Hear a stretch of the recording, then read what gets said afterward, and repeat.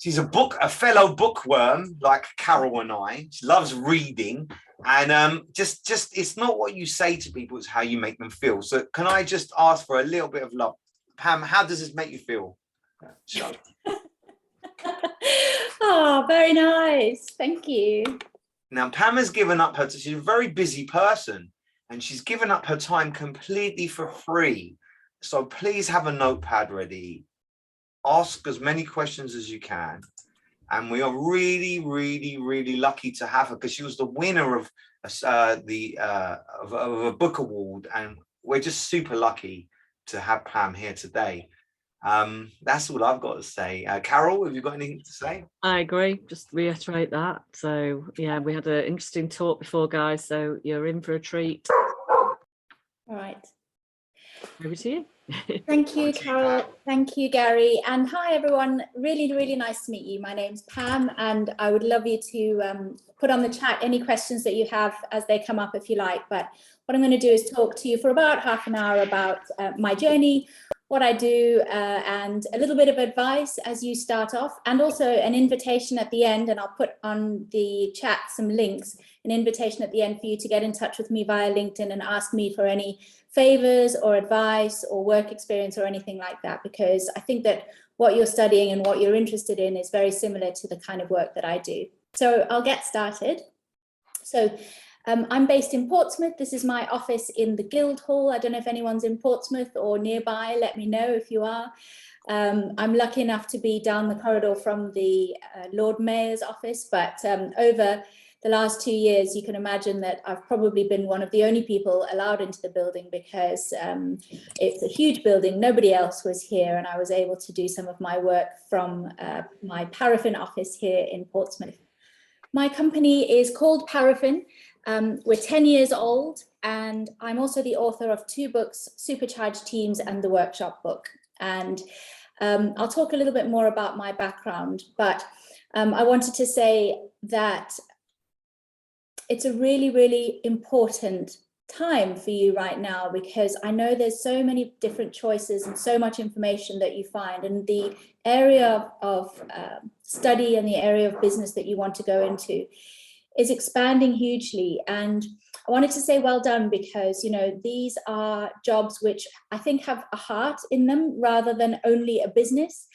And you're probably coming to this with a creative passion. You're probably coming to this with a talent for other human beings. And hopefully there are some of the lessons that I can say that maybe you can keep in mind. But as I said to you before, I will put a note on the chat at the end asking you to get in touch with me as well, but ask me any questions. So my company Paraffin is called Paraffin because in the late 1800s, there was a man called James Young who invented the process by which paraffin oil was taken from coal. He was an inventor. He was a guy who learned by being an apprentice. He didn't do lots of studying. He didn't have a massive university career. In fact, he became an assistant to a chemist and then learned from there. And he was sitting in a coal mine in Glasgow, and that was where he was working as a chemical engineer. And he started to see that there was this strange stuff that started to come down the walls inside a coal mine, and they realized that it was flammable. And at the time, what was happening was only rich people could read or do anything at night, because only rich people could afford the candles that would have been required for you to be able to educate yourself when the sun had gone down.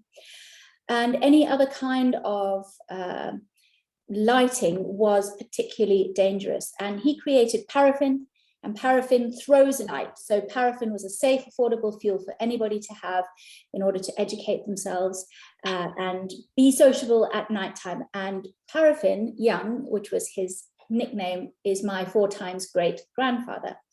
So I actually grew up in Zimbabwe. So he sent his son to what was at the time a very early stage Rhodesia.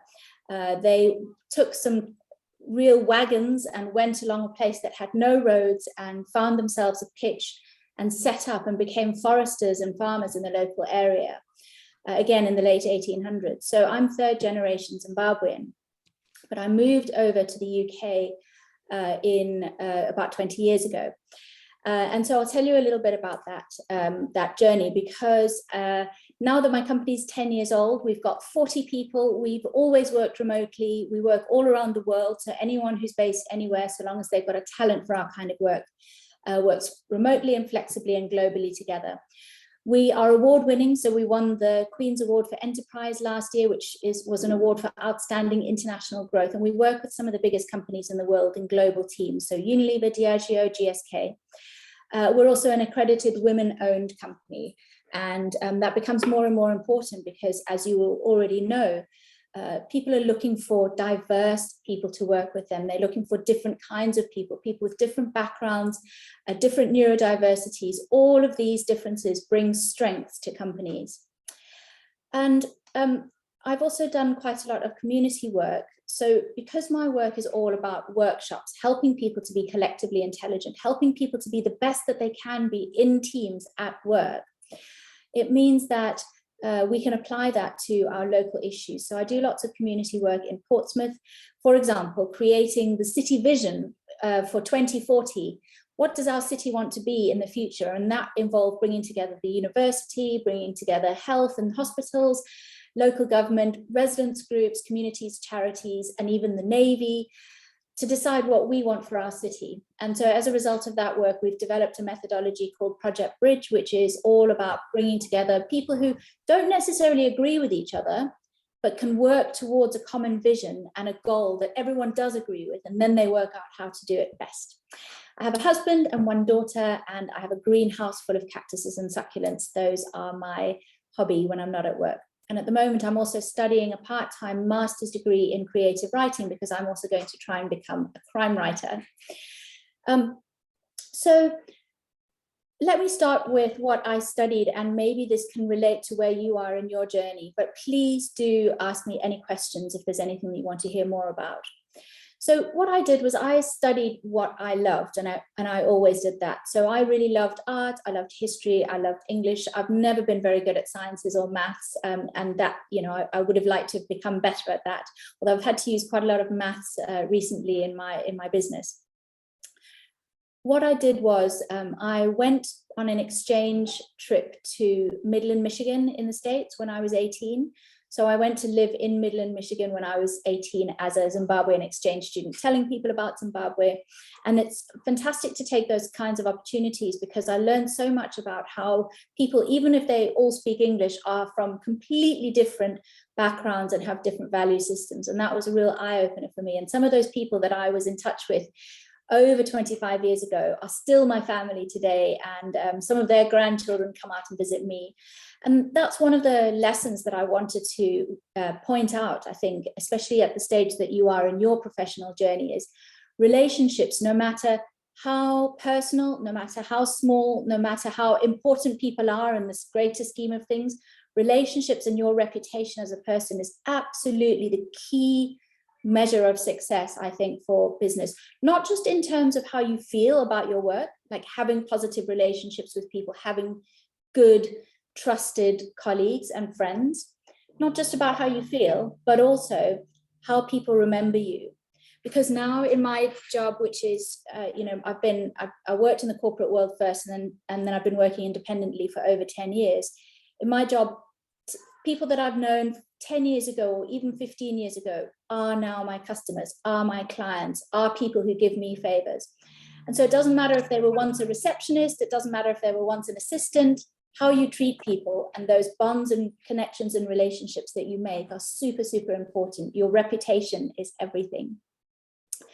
So when I moved from Zimbabwe to the UK, all I had was the money that I'd saved for a one-way ticket.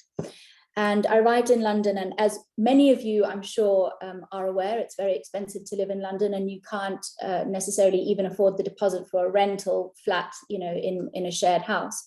And so what I did was I borrowed £60 off my sister and moved into a hotel, working in a reception in a hotel, because I could get board and rent. Now, I had a postgraduate degree at this point. So I'd studied psychology, I'd studied classics, I had a postgrad degree in psychology. I was really well qualified, and I'd also done 2 years in a marketing position in Zimbabwe. But When you come from somewhere else, often you're not necessarily sort of recognized in that culture. Even if you're moving cities, people don't necessarily know you. So you often have to start from scratch. So what I did was work in a hotel for 3 months, just saving enough money to get the rent for a room. And after that, I went for some temp admin jobs. So remember, and I'm just sort of hopefully encouraging you here, because at the beginning of your journey, you might not have the experience that people want to perhaps employ you in the job that you want. But if you can get any kind of job in the kind of company that you want to work in, you've got the opportunity to work your way through. So what happened was, once I was able to move out of the hotel, I could then get some admin temping jobs. And the one job that I was offered was to be a PA to 3 men at the BBC. The other job that I was offered was a ridiculously crazy big room full of filing boxes from floor to ceiling that I would have to file. And maybe because I didn't necessarily want to be a PA, I chose the filing job. And I went into a company called Kraft Foods, which is now a company called Mondelez, which is one of the biggest global food companies in the world. And I knew that if I could just start somewhere, I'd be able to do well and try and find myself a good opportunity. But where I started with psychology degree, with 2 years of marketing experience, with all of the qualifications that I needed, was literally leafing through hundreds and hundreds of pages a day in an archive box, trying to clear this big room of archives. And after the first day, I had to get finger protectors because of all of the paper cuts. It was that ridiculous. And but what I did was, I had this big room, and I'd still come in through reception to Kraft Foods, and I'd still have the door open so people would walk past. And I was in that room by myself for 4 months. However, I'd always say hi to everyone that I met in the corridor. I'd learn their names, and I always said hi to people who walked past, and people started to pop in and talk to me and slightly laugh at me for my weird job that I was doing, which was filing lots and lots of papers. And what I did was, over those months, reduce all of those boxes to the things that they needed to keep. And then I started to investigate archiving processes and set up a new archiving process for them so that they never had to do that again. And I helped them to move. And I guess that the lesson in that was, even if you've got a really kind of low-level job, which seems very basic, and perhaps it doesn't feel like it's using your best skills, you can still do that job to the absolute best of your ability, and make sure you meet people and are nice to people and are on time and create those really important human relationships. Because when the filing job came to the end, I then, with all of the people that I'd made friends with, started to say to them, right, now I would like to work for you properly. And I thought I wanted a job in marketing. The marketing department didn't have any jobs free, but they said to me, oh, have you ever heard of market research? And I said, no, not really, but I had studied psychology and I had some statistics training. And so they put me in touch with somebody who was this incredible boss and mentor, and they took me on and trained me in market research. And in that same year, when I was 25 years old, I'd spent 4 months in a darkened room filing papers, and I went to becoming a trainee in market research and flying around the world into the Lebanon, into Egypt, into Jordan, into lots of different countries to do market research for the company. And that really was the basis of my career. So definitely the studying that I'd done helped, but it was those relationships and doing the best possible job that I could in what was otherwise possibly considered a really crappy job. But it led me to what my current career is. And those people that I met in that filing job are still my clients today, over 20 years later. After that, I moved to Unilever, which is a very big FMCG company, fast-moving consumer goods company, which you'll all be aware of. And again, I was able to work really in some really incredible work where I learned a lot.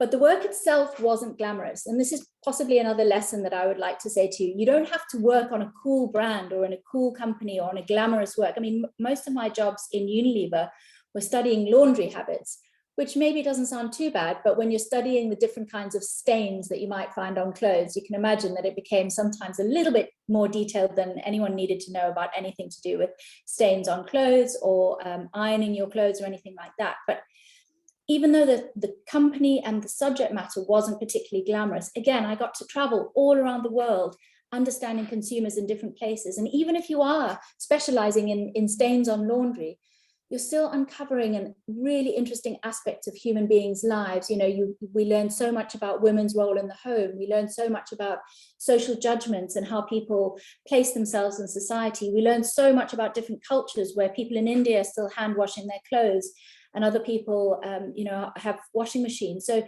you know, there's always something to learn, even if the company or the subject matter isn't necessarily glamorous. There's always something amazing to learn about people. And again, making lots and lots of relationships. And after that, I went into running an innovation consultancy where, you know, we would, and my preference is to work as a consultant, because I like new projects all the time. So I'd be doing a project today on incontinence pads for older people, and then a project the next day on diamonds for, you know, diamond rings. And I find that kind of variety really fascinating. And I suspect that in the kinds of careers that you guys could do, that will be something really positive, because there's always a new challenge. There's always something new to learn about people. And yeah, I really found that very interesting. After that, I moved into ITV, so working in TV and media. And that was really incredible, because I worked with people like, you know, the Coronation Street set, the news set, with some of the biggest entertainment brands in the world. Come Dine With Me, which is, by the way, my favorite show in the whole world. MasterChef, also my favorite show in the whole world. Things like The Biggest Loser, The Bachelor, I'm a Celebrity, Get Me Out of Here. And each of those different teams had different kinds of needs and issues and problems. And what I was always doing was using my psychology and using my understanding of different people to help them work together better and to create new ideas. And, you know, creating new ideas for how to present the news in a more interesting way when you're constantly talking about an economic crisis, because that was in 2008, versus new and interesting ways to make celebrities disgusted on I'm a Celebrity, Get Me Out of Here day to day. You know, that, again, that kind of variety was really interesting. But again, what happened in ITV was it was actually probably the hardest job I've ever done, because it was incredibly difficult and people were incredibly difficult. So I'd worked in the corporate space where people, I don't know, maybe they were more, traditional or conservative or serious. And at the time when I was at work in those corporate spaces, people did wear suits to work every day. You know, it was quite sort of corporate. Moving into TV was extremely glamorous. You know, I very memorably at one of the soap awards, a sugar babe actually fell on me. You know, it was quite a glamorous job. You know, you met lots of interesting people. But creative people, and this is something maybe that might help you, and maybe you are creative people yourselves, but people whose entire job is being creative are a different sort of people. And so I couldn't apply the same learnings that I had from the corporate world to creative people. In the corporate world, I'd be saying things like, you know, this is how to make your brain more creative. This is how to behave better in a workshop. For creative people, it was more about saying to them, here's a whole lot of really interesting stimulus. You do what you do best with it. So again, just being quite empathetic about what was working and what was not working. And, you know, if we had more time, I'd tell you about some of the really, you know, terrible mistakes that I made as well. At each of the points in my career, I've made mistakes which have led me to not make those mistakes again. So anyway, I'll go to my company now. Our company now, you know, we're super privileged to have all of those relationships that I've built up, people who remember me from years and years and years ago, because we've had a great human connection and we've been reliable and we've had a positive relationship, now come to us for our work. And so one of our best projects, which we won a lot of awards for, was a project that we did with Diageo, who make lots of the world's alcoholic drinks. And they realized that they had a problem with gender stereotyping in their advertising. So even though many of their adverts aren't in any way intending to be negative in gender stereotyping, they found that they weren't, for example, featuring women or men in ways that allowed them to fully be seen and fully have agency. And so we created a framework for Diageo's people. And then that framework was taken by lots of other companies, actually, and it's now used by the Cannes Lion judges in their judging of their advertising. And it's also used by the United Nations in their anti-stereotyping alliance all around the world. And it was a framework that won us a lot of awards, but I guess more importantly than that, it's a framework that's changed the way people around the world think about gender. Because of course, advertisers, as you know, are paying for content to be seen by billions of people. And if you can influence that content to be better for everybody, to be more positive, to be more inclusive, to be more diverse, to be more respectful, that means you're having an effect on how people's cultures are around the world. And so we're incredibly proud of that work.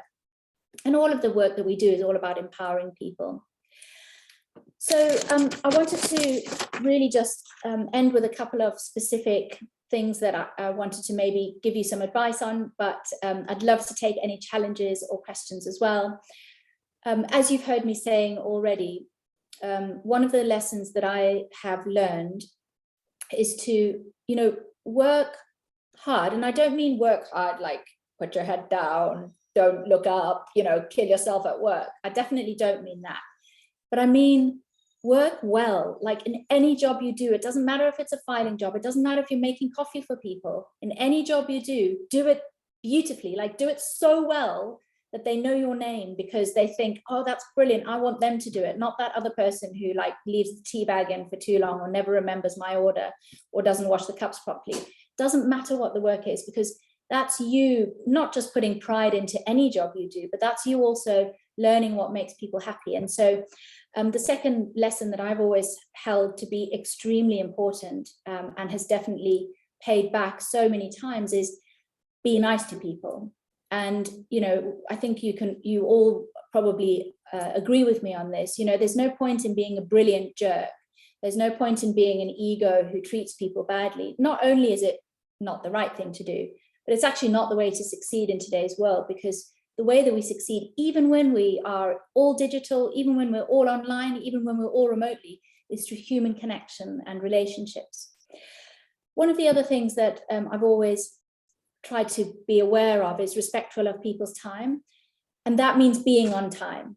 And I can't say enough how important that is. And I could see everybody here was on time, so brilliant. But being on time is not just about your own profession, it's about respecting other people's time. So and that starts to be a pattern of behavior that makes you a reliable person. One other thing that perhaps you could consider, especially when you've got problems at work or an issue that needs sorting or something that's making you feel uncomfortable, is to consider asking people for advice about it rather than going to them with I guess a problem. So what I mean is, if we've got, so we deal with lots of different people, and sometimes our clients are really, really difficult people. They've got where they are because they are brilliant jerks, and there's not, you can't always do something about it. I wouldn't choose to work with them, but sometimes they're on a team that I have to work with them. But if you go to people with a kind of a moan or an issue or a problem, it sort of puts it onto their side. But what you could do is go to them with a solution or a request for advice. So instead of, look, you're always late and you're also rude to my team, you could say, listen, I don't know what to do about this, because can I ask your advice? How is the best way to work with you? Would you like us to always start a little bit later so that we can start the meetings on time? You give people solutions, or you ask them for advice, rather than sending the problem to them and expecting them to solve it. It's quite easy at work, and it's quite an important sort of sociable thing at work to sort of moan about things, isn't it? Moan about the boss, and moan about the company, and moan about the hours, and moan about the people. And yes, I also enjoy a good gossip and a good moan. But actually, in your professional life, if you can find solutions to those things, that starts to show people that you're super useful, especially at the beginning of your career. The other thing I'd like to invite you to do, and this relates to me specifically, is ask people for favors. Did you know that psychologically we're much more prone to like somebody else if they've asked us for a favor? So if there's something weird that happens in people's brains, if you've done someone a favor, you automatically like them more. So don't be afraid to ask people for favors. Don't be afraid to ask, a boss or a colleague or a friend or a family friend for a favor or for advice. Anything that you can do to sort of understand and learn and get somewhere, it's not a bad thing to do. So don't be afraid to ask for favors. I think what's interesting about, and we see it a lot in the way that we work now, because we're working with a lot of global teams, is quite a lot of the time people are texting and emailing only. And I'd just like to say to you, pick up the phone, have a conversation, have a Zoom, have an actual conversation with people where you connect with them in a conversation, where you see each other as humans with cameras on. That's the way to build up any of these understandings and these relationships. So yes, email's fine, but in my book about supercharged teams, there's one chapter just on how to solve conflict in teams. And I was speaking to this conflict mediator. So she's a person who goes into teams when things have irretrievably broken down between people. Somebody's suing the company, or someone's been off sick for 6 months, or somebody's really bullying somebody else. You know, she goes in and tries to sort out these big problems. And she said to me that the number one problem that causes conflict in teams is someone sending an email in the middle of the night with the wrong tone. Now, that might be that they did send something with a terrible tone in the middle of the night and they shouldn't have done it. Or it might mean that the person reading it misinterprets the tone of the email and takes offense. Doesn't really matter. The problem is digital communication via email or via text is great and efficient. But if you want to truly understand people, especially if you're having a problem, or especially if you want advice, pick up the phone or put the cameras on and have a conversation. That human interaction is what's going to help you develop that relationship. One of the things that I have learned to my detriment is I probably worked a little bit too hard, and especially in my work, which was standing up and running workshops, often for 12 hours at a time, often for 3 days in a row, and just getting super physically exhausted. Now I have to have a knee replacement and a hip replacement as a result of not strengthening my body. And so I would love to give myself this advice, which is, you know, take care of your body, especially so that you can continue doing your work and your life well. It means I can't run anymore and I can't go skiing. And, you know, I can't go back and do it differently, but maybe you guys can keep in mind that your health is obviously super important. I know that you will know that more than the people in my generation, so I have no concerns there. I know you guys are already brilliant at looking after yourselves. And then finally, I'll probably end by saying that when we're working, especially in today's world, especially when we're remotely, especially when we are digital, you might think that it's only about you and how you work. And actually, I think we are slightly separated from each other. And teamwork, which is the main topic of my book, is so difficult. And I wrote the book and I find it difficult, but it's so crucial because we can't just be individuals doing our individual work without other people's interaction. So, you know, as I've said before, and I'll say one more time, your relationships with people and how you are able to work together in a team is just as important for your professional life as your individual performance at work. And I know it's very, very difficult. And some people are very difficult to work with. So I know that it is hard. But if perhaps you take some of those other lessons that I've talked about, like pick up the phone, have a conversation, ask advice, talk about it, you know, you might be able to improve things. And it's definitely my philosophy that there's always a better way of doing things. I'm trying to grow and learn and do better every single day.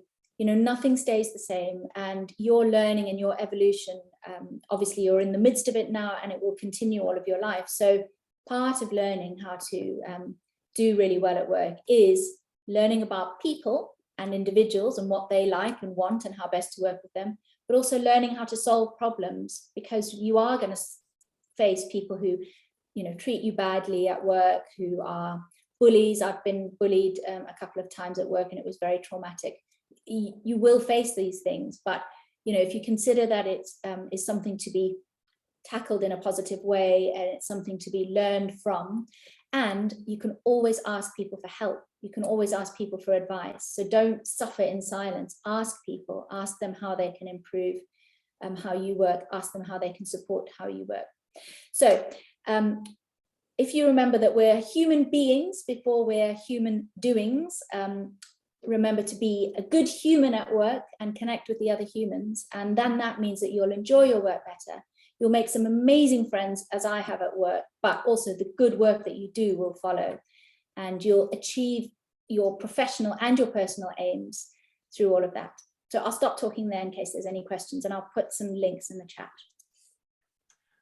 Wow, Pam. And then if you're listening to Pam, you think, well, she's different to me. She's figured it out. What Pam's showing is characteristics of a high achiever. I've had the privilege of being around high achievers. There's no job description with a high achiever. No, we'll do whatever's needed, right? So I hope you've got questions, but if I could start with the questions, what are your goals? Only God knows what you're going to tell me now, but what are your goals for the next 5 years? What else can you achieve other than where you live, get on the map? That's massive. The project that you're working on and have delivered is amazing. Your whole career is amazing. So what has the world got to see of you in the next 5 years? Thanks, Gary. You know, as you say that to me, I have to say, honestly, it makes me feel a bit uncomfortable, and nothing against you. Like, thank you so much for your very, very kind words. You know, maybe I look very confident, and yes, I'm confident in my work. I still struggle a lot with imposter syndrome, a lot. With my age and hormones, I struggle with confidence. I'm constantly anxious, although I wasn't anxious to talk to you today, but I do get anxious, even though I've done my job for 20 years. And I'm not saying that to sort of discount what you've said, but my struggles now are about how to live a professional life that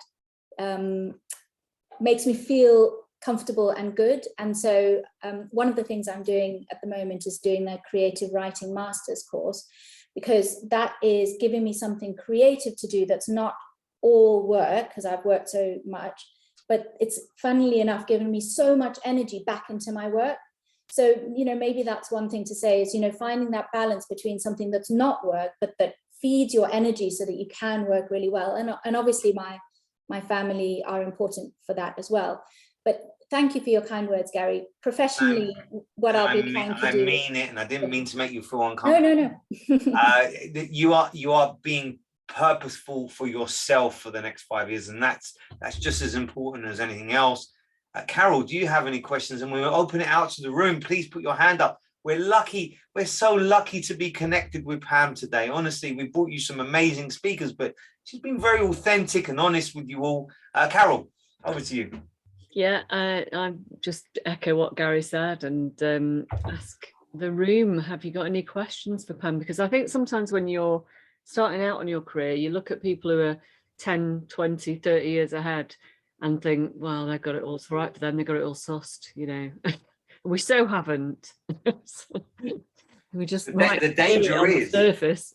Carol, the danger is when you think you've got it sussed at a young age, because I'm going to be 50 soon. The older I get, the less I know. That's crazy. There's so much stuff I don't know. You don't know what you don't know. Hannah, have you got a question? Has anyone got? Danielle or Louise? Emily? Yeah, Emily's about to start a new job. Danielle's got Danielle. Hi, Pam, you know where you said that you'd made a lot of mistakes? Just wondering, have you got an example of one? Just one of them? Yes, thanks, Danielle. So a couple of mistakes I've made. When I worked I've had two quite difficult times when I was working in a place where I didn't feel authentically purposeful in those places. So the one was at ITV, where working in TV, as I said, you know, you were surrounded by some of the most talented creative people in the whole world. And I was coming in from a corporate background, trying to tell them how to be creative. And essentially, I'd probably, frankly, had a bit too much of my own ego and hadn't respectfully realized or thought about what they already were doing. So the first mistake I made was underestimating other people. So really underestimating them, thinking that I could kind of patronize them with some messages. And you can imagine the response was not very positive.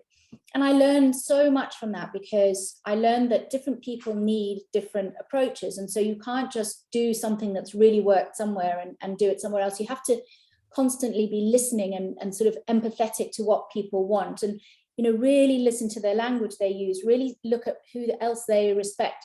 And I'm not talking about not being yourself. I'm talking about respecting other people's views so that you can offer them the best part of you. But then moving on from that, Danielle, the second time that I really learned a lesson, and I now don't do it anymore, is when I was asked to do something that I knew wasn't right for me, and I did it anyway. And it was so painful because at the time it was this really amazing company, which were very male dominated because they were a kind of a venture capital company that had bought this massive beer company. And so everybody was like a 30 or 40-year-old commercial mind. And I don't actually genuinely think they'd seen or heard a lot of female voices. And when I went into what was essentially a huge meeting of 50 of these very important, very busy people, again, I hadn't understood the audience properly.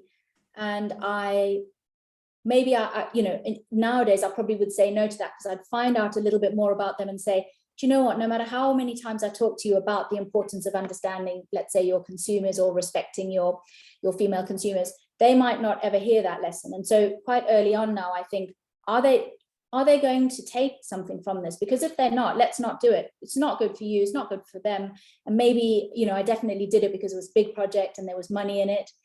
And it just made me feel terrible. And I don't think they got what they wanted out of it either. And so what I try to do now is listen to my instinct. And if you've tried your best to tell somebody that that you've got something to give them, and they're still challenging you and they still can't hear you, maybe it's time to say, do you know what, we're not going to be a good fit.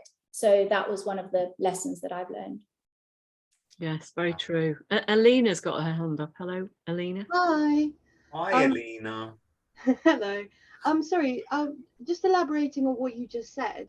Do you have any advice on kind of maybe working in a more male-dominated like environment as a woman who might be more anxious and a bit more conscious of themselves, but still come across like willing to work and trying to be more confident? Yes, good question. I've got one massive answer to that. Stop saying sorry. Stop saying sorry. Stop saying just. Stop apologizing for what you're about to say. I just wanted to say, or, you reply to an email, sorry, I didn't reply yesterday. Don't. In my company, we've banned sorry and we've banned just.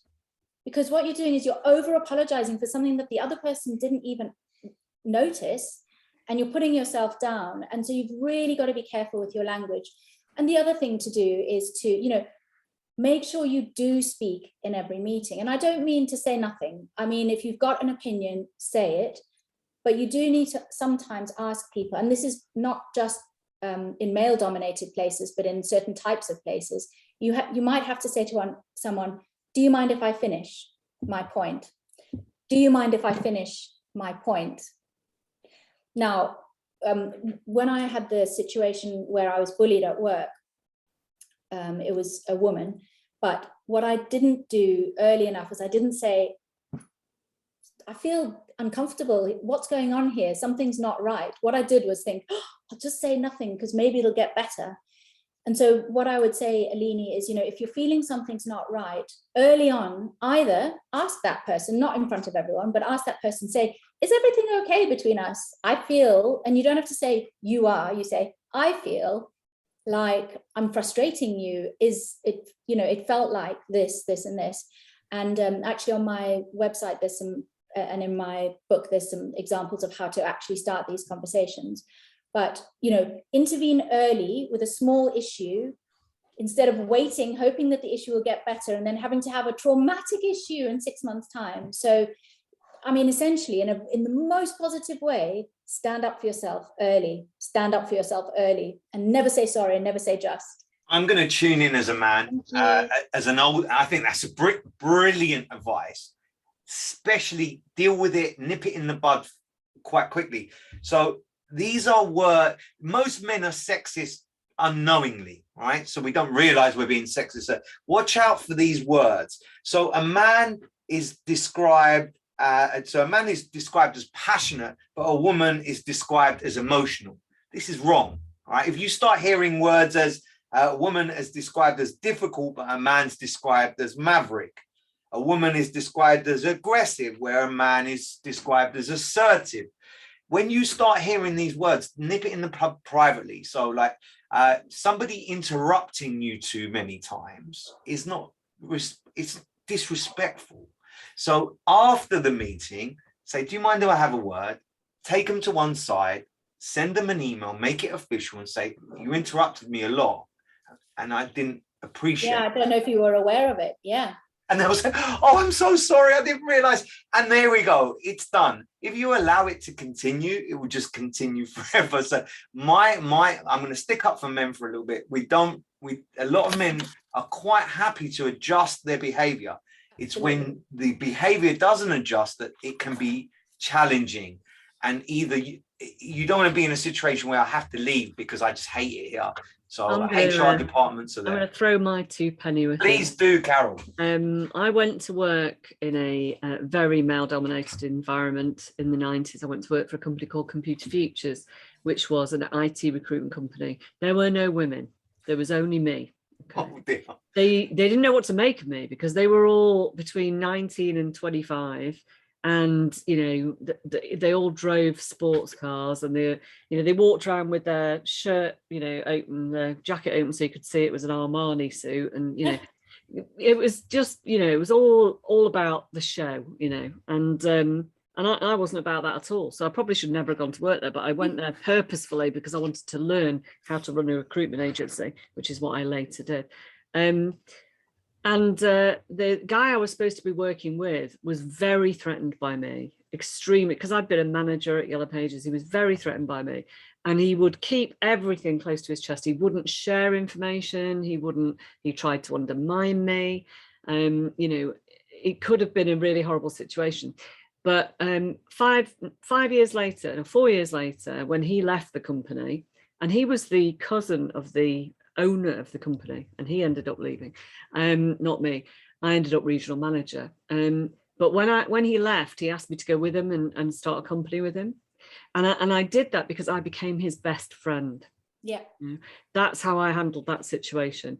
Everything that I did was to make him my best friend. Yeah, and you So weren't doing it in a fake. You weren't doing it in a fake way. You were doing it in a genuine human connection to understand him. Because I wanted to understand, because I knew that if he understood that I was there to help him, not to challenge him, and he became my best friend, then we could work together. So that's what I did. Now, I wouldn't have gone to work with him because although I did like him by that stage, I still didn't really trust him. So I was never going to go and work with him. But you can turn it around. It's just getting out of your own head and like, what's wrong with me and why are they picking on me, and thinking, oh no, poor guy, he's got some big issues, big trust issues. Where's that come from? How can I help him with poor that? Guy. Yeah. And actually you might, and I love that example, Carol, absolutely agree with you. And also you might find someone who's just never going to change, and they're terrible, and they're not just by mistake disrespectful, but absolutely dreadful. You should ask other people for advice. You should ask HR if you've got it. You should ask the boss if you don't have them. You should ask a friend. You should reach out for support early. Again, don't ever just sit there thinking, is it just me? It's never just you. I did do that, actually. I asked my boss, what advice, and they were clueless as well. I was like, well, what do you think? I said, well, I'm intending on making him my best friend. What do you think? Can I talk to you young people about who you ask for advice? So if you ask for advice from someone who's never got any money about money issues, the chances are it's not going to be good. If you're going to ask somebody who's not in a relationship or has terrible relationships, maybe there's something to learn, but don't ask an expert is what I'm saying. So somebody who knows what they're talking about, not somebody in the pub or your hairdresser. Exactly. Someone who's a good manager. I have one private question here which I'll answer, which is, what inspires you in your professional life and your personal life? Do you know what? I love meeting people, and I love good people. And that's not everyone that I meet, but by and large, I meet such wonderful people, and I've always got something to learn from them. So that inspires me in my professional life, even though it is about earning money and it's about supporting the business. I do that through authentically enjoying people.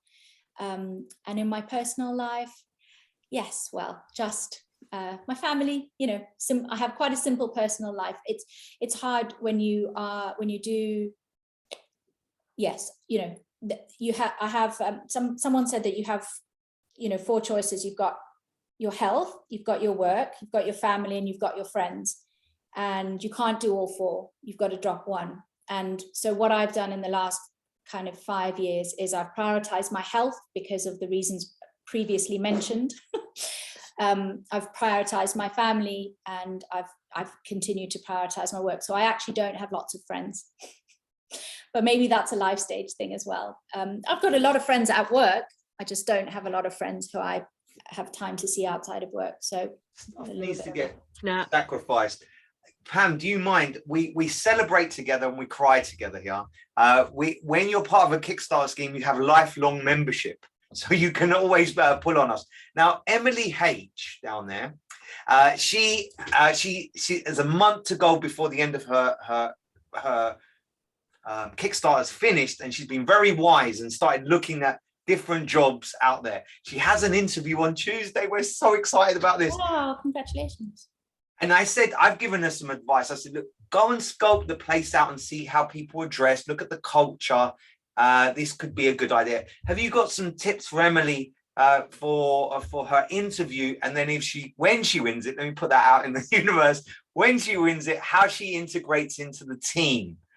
Would that be okay? I know you didn't come here for that interview techniques, but I think you could add some value to Emily. Thanks. Well, great, Emily. I'm sure they'll absolutely love you. So I've noticed you being very engaged, listening very well, and frankly, these are really excellent things, and not everybody does them. So if you continue to do what you've done on this call, I'm sure they'll love you anyway. The obvious ones are: be on time, listen when they talk, have questions to ask them about their business, and not just general questions, but, you know, something about how perhaps you would be able to help them, or you would be integrated, so that you're showing them that you're thinking about being there. And try and remember people's names and look them in the eye. You don't have to look them in the eye the whole time, and I know that's uncomfortable for some people, but, you know, at least the first time you meet them, look them in the eye. If you're shaking hands, maybe you're not because of COVID, but if you're shaking hands, you know, good handshake, good look in the eye, and then a repeat of their name. And even if you have to write them down, I write down people's names when I meet them. I write down people's children's names when they mention them. I write down the football club that they talk about, the hobby that they have, because over the years, you know, on LinkedIn, and please do link in with me, I've got thousands of connections, and those are all connections I know. None of them are just randoms, right? These are people I know. So I can't really remember all the details about them, but I do try and write them down so that you can say, and how is, you know, your football club doing, or whatever. So try and remember people's names. Good luck, Emily. I'm sure it'll be brilliant. Thank you. I've got a couple of little tips as well for Emily on that, and then I'm going to endorse what you just said about writing things down, Pam. And integrating into the team, Carol, just if you could squeeze that in. Yeah, ask whoever's interviewing you why they joined the company. Oh, no. Okay. What they think was great about it. Yeah. Yeah. Because people have to talk about themselves, but it also shows that you're interested in, you know, what was the motivation there, and it might be the same as yours.